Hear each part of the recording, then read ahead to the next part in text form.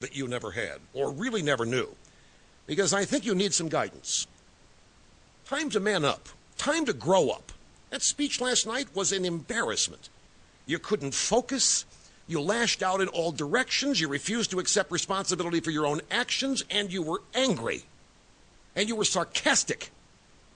Being president is a big job, a big responsibility. You wanted the position. You campaigned for it. You told the public to trust you with it, and they elected you. Well, you're now president of the greatest country mankind has ever known, and yet you act like this was all coming to you. That you are the Messiah, that you are better than the people you're supposed to serve, and that you have no tolerance for debate or dissent. Well, that's not the way it works as President Barack. We have a constitution. We have checks and balances. We have separation of powers. We have states. Most of all, we have the people. You do not get to impose your programs and policies on the nation and the people without their consent. This is a representative republic, Barack. It is not a banana republic. And let me remind you, Karl Marx and Saul Alinsky are not our founding fathers. This is a nation built on individuality, liberty, free markets, and faith. Yet you demand fidelity to a different belief system, a system that crushes individual initiative and free will. And we see it every day. A president does not berate Supreme Court justices who are guests of the Congress and who have no ability to respond to your attacks. The thuggish intimidation is the kind of thing dictators do, Barack. I mean, you've made a mess of things. It's time to stop deluding yourself and it's time to stop blaming others. It's time for you once in your life to assume the responsibilities of the office that you sought and have, President of the United States, rather than pretending to be one. You have driven the nation's debt over the edge. It is your responsibility to fix it now. Otherwise, our young people will have no future. You were wrong to grant terrorists constitutional rights. You are endangering the security of this nation. Now fix it, reverse course, and send the terrorists, all of them, back to Guantanamo Bay where they belong. You were wrong to nationalize one industry after another, from cars to banks. You are destroying competition and jobs. You need to stop what you are doing before millions of more families go broke from your misguided policies. It's not too late for you. Let me remind you, Barack, George W. Bush is no longer president. You voted for every spending bill you saw as a senator. And you know that George W. Bush proposed all that spending trying to be bipartisan, trying to get along with people like you. And you see where it got him. All you can do is berate George Bush, who is long gone.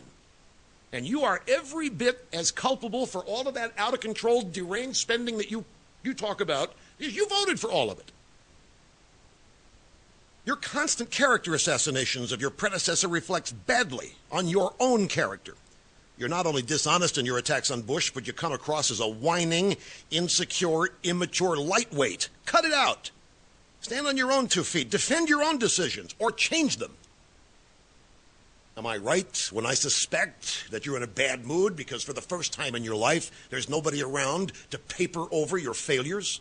There's nobody around to give you an A when you got a C or a D. There's nobody to rewrite a pathetic law review article and make it look like your own?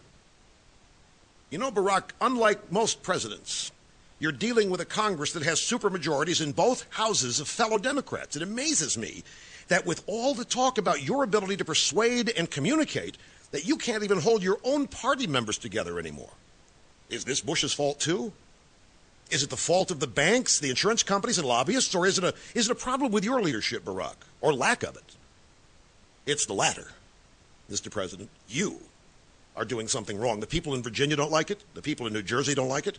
The people in Massachusetts don't like it. Members of your own governing majority don't like it. This calls for some self-reflection, some circumspection. Has it occurred to you, Barack, even once, that you're not as cool as you think you are? Has it occurred to you that you are screwing up? Has it occurred to you that you have a great deal to learn and you need to take your own measure? I have a little concern, Barack. There may be a psychological issue at play here. I don't say this to demean you. I say it because I'm concerned. Tom Daschle said he was concerned all the time. I like the word "I'm concerned." You seem to have a whole lot of enemies in your own mind. A partial list of your enemies would include Fox News, insurance companies, banks, oil companies, the special interests, the Supreme Court, Republicans, talk show hosts, executives, CEOs, anybody or business that earns over $250,000 a year, mortgage companies, credit card companies. The list of your enemies goes on and on and on. These people are not your enemies, Barack. They are Americans. They are part of this country. They help make the nation work. You have not one tie to the greatness of this country, not one thing you have done to make this country greater. You have contributed nothing to what this country is. You are subtracting from it. You are inflicting harm. You are bullying the people who make this country work. Your policies are causing the people who make this country work to not have jobs, so they can't help make the country work. And like a bully, you go around threatening them. You threaten anybody who doesn't agree with you. You intimidate them. I don't want an attitude of if he loses, I win. You don't want an attitude? You don't get to say who has an attitude. You threaten anybody. You intimidate them. You smear them. This is not what presidents do. You are supposed to lead not by threatening people, but by encouraging them, embracing them, thanking them, inspiring them. But most of all, Barack, you don't seem to appreciate the magnificence of this nation. You seem to think it needs to be torn down so you can rebuild it. But you were elected to be president, not some kind of dictator. You have to operate within the confines of the Constitution no matter how much you don't like it. You are not bigger than the law. You are not bigger than the people. You are not our servant, and we are not, you are our servant, we are not yours. Anyway, I'm not sure this lecture will do you much good, particularly given the spectacle of your speech last night is so obvious. You are so full of yourself. The personal pronoun I 96 times in 70 minutes. But I would hope that this talk would do you some good. It's time that people stopped covering for you and papering over your failures, such as you are free to smash mouth whoever you want, the Supreme Court, for example. Or it doesn't matter. Fox, you can smash mouth whoever you want, but if somebody even mouths a silent response, as Justice Alito did, that someone becomes the subject of the media attacks and your White House attacks. This is not how presidents of all the people govern, Barack.